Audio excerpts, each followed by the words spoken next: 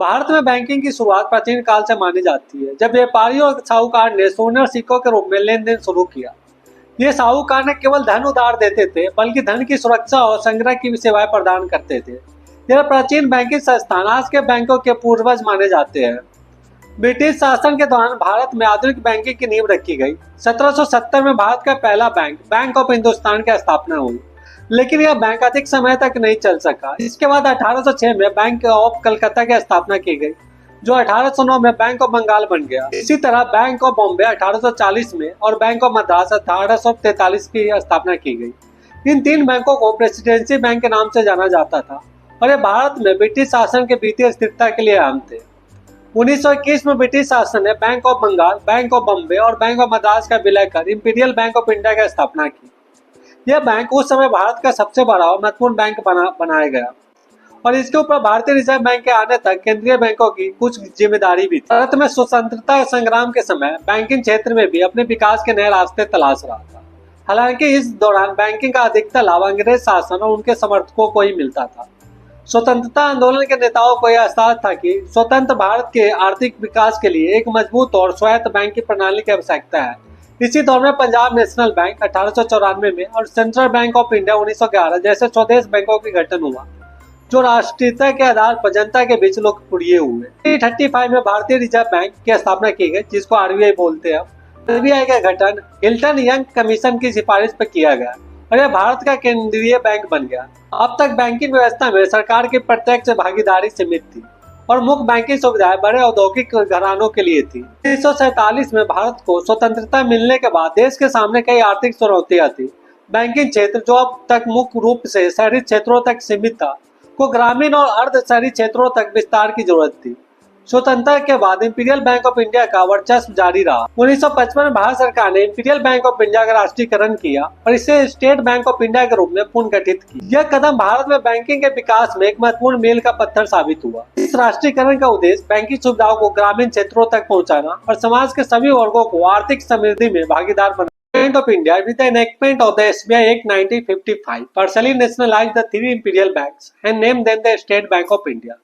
1955 में क्या होता है कि government of India SBI act 95 के द्वारा तीन इंपीरियल बैंकों को पार्शियली नेशनलाइज कर देता है और उसको स्टेट बैंक ऑफ इंडिया का नाम दे देता है। First public sector bank emerge in India. इस तरह जो इंडिया के अंदर जो पहला पब्लिक सेक्टर बैंक कौन सा आ जाता है, स्टेट बैंक ऑफ इंडिया। और जो आरबीआई इसके 92% शेयर खरीद लेता है। Satisfied with the experiment, government in related move partially nationalise 8 more private bank. Government क्या करती है, 8 मोर प्राइवेट बैंक को और नेशनलाइज कर देती है, जिसका जो गुड रीजनल प्रेजेंस होता है by the SBI associate act 1959 and name them the associates of the SBI. और उसका नाम क्या रख दिया जाता है, associates of the SBI. Later on the state bank of Bikaner and Jaipur by merging state bank of Bikaner state bank of Jaipur. बाद में क्या करता है, जो स्टेट बैंक ऑफ बीकानेर होता है और स्टेट बैंक ऑफ जो जयपुर होता है उसको भी मर्ज कर दिया जाता है इसके अंदर। Following the banking consolidation process 2017 to 18, the SBI and its associates were amalgamated into one bank, the SBI. After successful experimentation in the partial nationalization, the government decided to go for complete nationalization Act 1969. तो partial nationalisation होता है, इससे government खुश होकर इस move से अच्छा, जब ये मूव अच्छा रिस्पॉन्स करती है तो गवर्नमेंट क्या करती है, कंप्लीट नेशनलाइजेशन एक्ट 1969 लाती है। इसके द्वारा 14 banks with deposit where more than ₹50 crore और नेशनलाइज इन जुलाई 1969। 1969 में क्या होता है कि जो अब 14 बैंक जिसकी जो कैपिटल होती है 50 करोड़ से ज्यादा होता है उसको नेशनलाइज कर दिया जाता है। And 6 bank with deposit where more than ₹200 crore nationalise in April 1980। और 6 बैंक जिसका जो कैपिटल 200 करोड़ से ज्यादा होता है उसको 1980 में नेशनलाइज कर दिया जाता है। तो 1969 में कितने बैंक नेशनलाइज होते हैं, 14 बैंक। और 1980 में कितने बैंक नेशनलाइज होते हैं, 6 बैंक। जो 14 बैंक नेशनलाइज होता है 1969 में, उसका जो कैपिटल होता है वो ₹50 करोड़ या उससे ज्यादा होता है, उस बैंकों का नेशनलाइजेशन किया जाता है। और जो 1980 में जो नेशनलाइज होते हैं उनका जो कैपिटल 200 करोड़ है उससे ज्यादा होता है। 1993 new bank of India with the Punjab national bank 1993 में क्या होता है, जो न्यू बैंक ऑफ इंडिया होता है उसको पंजाब नेशनल बैंक के साथ मर्ज कर दिया जाता है। इस एग्जाम के मैंने प्रीलिम्स में देखा था, क्वेश्चन आया हुआ था कि पंजाब नेशनल बैंक के साथ कौन सा बैंक मर्ज हुआ है, तो न्यू बैंक ऑफ इंडिया 1993 में मर्ज हुआ था। First private bank of the era was the UTI bank. जो पहला प्राइवेट बैंक रिफॉर्म एरा के टाइम में कौन सा था, यूटीआई बैंक। अगले टॉपिक पे आते हैं, रीजनल रूरल बैंक। काफी इंपोर्टेंट टॉपिक है, बहुत सा एग्जाम में पूछा जाता है, तो इसको डिटेल में हम लोग पढ़ते हैं। तो 1955 में इंपीरियल बैंक ऑफ इंडिया के राष्ट्रीयकरण के बाद में क्या होता है कि स्टेट ऑफ इंडिया का गठन हो जाता है। इसमें भारत में बैंकिंग सेवाओं को व्यापक रूप से उपलब्ध कराने का काम करता है। देखिए विशेषकर कहाँ पे करता है, शहरी और अर्ध शहरी क्षेत्रों में। हालांकि ग्रामीण क्षेत्रों में बैंकिंग सेवाओं की अभी भी कमी थी। तो स्वतंत्रता के बाद सरकार ने महसूस क्या करता है कि देश के समग्र विकास के लिए ग्रामीण क्षेत्रों में बैंकिंग सेवाओं का विस्तार करना आवश्यक है। ग्रामीण इलाकों में छोटे और सीमांत किसान, कृषि श्रमिक और ग्रामीण कारीगर बैंकिंग सेवाओं से वंचित थे। इन वर्गों को आर्थिक रूप से सशक्त बनाने के लिए बैंकिंग सुविधाओं की जरूरत थी। 1969 में बड़े बैंकों के राष्ट्रीयकरण के बाद भी ग्रामीण बैंकों की चुनौतियां बनी रही। सरकारी बैंकों में कुछ हद तक ग्रामीण इलाकों में विस्तार किया, लेकिन यह पर्याप्त नहीं था। इस दौरान सरकार ने महसूस किया कि ये एक विशेष प्रकार की बैंक की स्थापना की जानी चाहिए जो विशेष रूप से ग्रामीण क्षेत्रों में जरूरतों को पूरा कर सके। 1975 में नरसिम्हा समिति के सिफारिश के आधार पर आरआरबी की स्थापना का प्रस्ताव पारित किया जाता है। यह निर्णय लिया गया कि आरआरबी ग्रामीण क्षेत्रों में बैंकिंग सुविधाओं का विस्तार करेंगे और स्थानीय आवश्यकताओं को पूरा करेंगे। अक्टूबर 1975 को उत्तर प्रदेश में पहला क्षेत्रीय बैंक प्रथमा बैंक की स्थापना की गई। इसके बाद विभिन्न राज्यों में अन्य आरआरबी की स्थापना की गई। आरआरबी को इस प्रकार डिजाइन किया गया कि वे ग्रामीण जनता को सस्ती और सुलभ बैंकिंग सेवाएं प्रदान करें। आरआरबी के कुछ उद्देश्य और लाभ भी थे। उद्देश्य उसका क्या था कि कृषि, छोटे उद्योग, कुटीर उद्योग और अन्य ग्रामीण व्यवसायों के लिए ऋण प्रदान करना, ग्रामीण क्षेत्रों में बैंकिंग सेवाओं की पहुंच बढ़ाना और गरीबों और वंचित वर्गों को वित्तीय सेवा प्रदान करना, ग्रामीण और शहरी क्षेत्रों के बीच आर्थिक असमानता को कम करना, स्थानीय लोगों को वित्तीय आवश्यकता को समझते हुए सेवाएं प्रदान करना। आरआरबी छोटे और सीमांत किसानों, ग्रामीण उद्यमियों और कारीगरों को आसानी से ऋण प्रदान करते हैं, जिससे उनकी आर्थिक स्थिति में सुधार होता है। आरआरबी स्थानीय स्तर पर कार्य करता है और स्थानीय लोग की जरूरतों को बेहतर समझता है। आरआरबी द्वारा किए जाने वाले ऋणों पर ब्याज दरें समानता अन्य वाणिज्यिक बैंकों की तुलना में कम होती है, जिससे ग्रामीण लोगों को लाभ होता है। ग्रामीण क्षेत्रों में कृषि और व्यवसायों के विकास में महत्वपूर्ण भूमिका निभाते हुए जिससे स्थानीय अर्थव्यवस्था मजबूत होती है। आरआरबी ने ग्रामीण क्षेत्रों में बैंकिंग सेवाओं की पहुंच बढ़ाई है, जिससे अधिक से अधिक लोग बैंक प्रणाली से जुड़े हैं। आरआरबी के अंदर क्या होता है कि 50% शेयर जो होता है गवर्नमेंट ऑफ इंडिया का होता है, 15% कंसर्न स्टेट गवर्नमेंट का होता है और कोई एक स्पॉन्सर बैंक होता है हर आरआरबी का, वो 35% का उनका शेयर रहता है। Area of operation of the RRB is limited to notified few district in a state. तो एरिया ऑफ ऑपरेशन होता है आरआरबी का, वो लिमिटेड होता है कुछ स्टेट के नोटिफाइड डिस्ट्रिक्ट के अंदर। Now we will come to the next topic, that is cooperative banks. Banks in India can be broadly classified under two heads, commercial banks and cooperative banks. India के अंदर जो banking system है उसको broadly दो तरह से हम divide कर सकते हैं। एक तो कमर्शियल बैंक होता है, दूसरा कौन सा होता है, कोऑपरेटिव बैंक होता है। वाइल कमर्शियल बैंक के अंदर कौन कौन से बैंक आ जाते हैं, जितने भी नेशनलाइज्ड बैंक हो गए, स्टेट बैंक ग्रुप हो गए, प्राइवेट सेक्टर बैंक्स हो गए, फॉरेन बैंक्स हो गए, रीजनल रूरल बैंक हो गए, सारे किसके अंदर आते हैं, कमर्शियल बैंक के अंदर आते हैं। Account for an overwhelming share of the banking business. जो बैंकिंग बिजनेस है उसमें सबसे ज्यादा शेयर किसका होता है, कमर्शियल बैंक का ही होता है। जो कोऑपरेटिव बैंक होता है वो भी काफी इंपोर्टेंट रोल प्ले करता है। Initially set up to plant indigenous source of rural credit, particularly money lenders.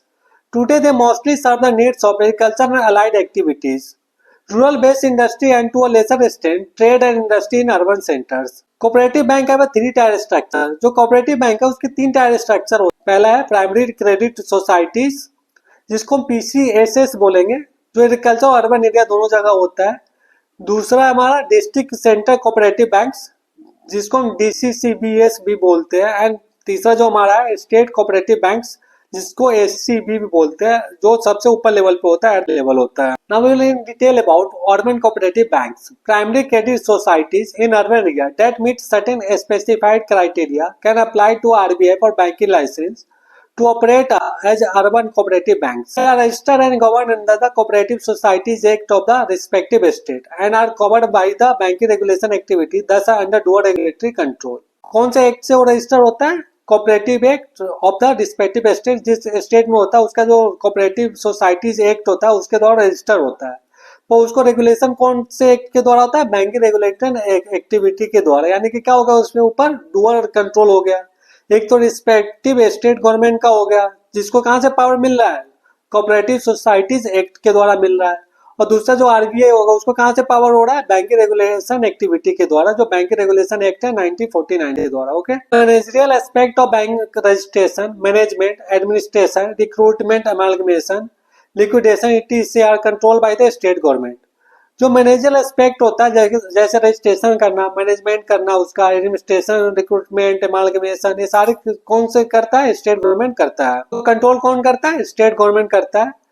while the matter related to banking are regulated by the RBI, पर जो जितने भी मैटर बैंकिंग से रिलेटेड है उसको कौन रेगुलेट करता है, आरबीआई। जैसे किसको कितना लोन देना है, प्रायोरिटी सेक्टर लेंडिंग कितना होना चाहिए, सीआरआर कितना मेंटेन करना है नहीं करना है, एसएलआर मेंटेन करना है कि नहीं करना है, कितना होगा एसएलआर, सारे मैनेज कौन करता है, आरबीआई करता है। कौन सा एक्ट से, बैंकिंग रेगुलेशन एक्ट के द्वारा। In which they are registered, there is no formal restriction on urban cooperative bank to operate in urban area only.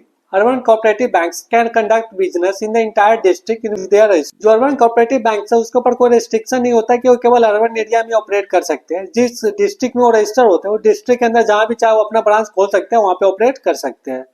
Well manage primary urban cooperative banks with deposit of over ₹50 crore are allowed to operate in more than one state subject to certain norms. जो well manage primary और urban cooperative bank है जिसका deposit 50 crore से ज्यादा है, वो एक से ज्यादा स्टेट में ऑपरेट कर सकते हैं कुछ सर्टेन नॉर्म्स के साथ। As they are covered by the RBI act 1934 second schedule, they have certain rights and obligation. RBI act 1934 second schedule में आरआरबी मेंशन किया गया, उसके इसलिए उसके ऊपर कुछ राइट्स भी है और कुछ ऑब्लिगेशन भी है आरआरबी के प्रति। तो हम देखते हैं कि उसके ऊपर राइट्स क्या है। Rights of obtaining refinance and loans from the RBI, वो क्या कर सकता है, आरबीआई के द्वारा रीफाइनेंस कर सकता है या लोन भी आरबीआई से ले सकता है। और कुछ उसके ऊपर ऑब्लिगेशन है, जैसे कि जो आरआरबी है उसको कैश रिजर्व भी मेंटेन करना होता है। Submission of return to the RBI ETC. Presently there are 29 urban cooperative banks. तो प्रेजेंटली कितने आरआरबी बैंक है, 29 अर्बन कोऑपरेटिव बैंक है। Now we will talk about DCCBs and SCBs, यानी कि district cooperative banks and state cooperative banks. They operate at the district and state level. जो DCCBs है वो कहाँ पे ऑपरेट होता है, डिस्ट्रिक्ट लेवल पे। जो एससीबीएस है वो कहाँ पे ऑपरेट होता है, स्टेट लेवल पे। District can have no more than one DCB with the number of GCBS reporting to the state cooperative bank. They were under the supervision of RBI. Later on this function was delegated to the NABARD. Regulation remains the biggest issue with the cooperative banks as they are under dual regulatory control. The UCBS come under the RBI and the register of cooperative societies of the respective state, while the DCBS and SCBS come under the NABARD, the RBI and the RCS. तो अगले topic पे आते हैं, जो मुद्रा bank है। जो मुद्रा बैंक अप्रैल 2015 में लॉन्च होता है। ये प्रधानमंत्री मुद्रा योजना स्कीम के द्वारा आता है ये, और इसका जो ऑब्जेक्टिव था कोलेटरल फ्री लोन देना है स्मॉल बोरोवर। प्रधानमंत्री मुद्रा योजना है, इसके अंदर 3 टाइप का लोन दिया जाता है। एक तो शिशु लोन है, दूसरा किशोर है और तीसरा तरुण है। शिशु के अंदर कवरिंग लोन अप टू ₹50,000। जो शिशु के अंदर 50,000 तक का लोन दिया जाता है, जो किशोर के अंदर 50,000 से 5 लाख तक का लोन दिया जाता है, और तरुण के अंदर 5 लाख से 10 लाख तक का लोन दिया जाता है। तो what was the objective of the Mudra scheme? The objective of the scheme was to those who have the business plan to generate income from a non farm activity like manufacturing, processing, trading और service sector but don't have enough capital to invest can take loan up to ₹10 lakh.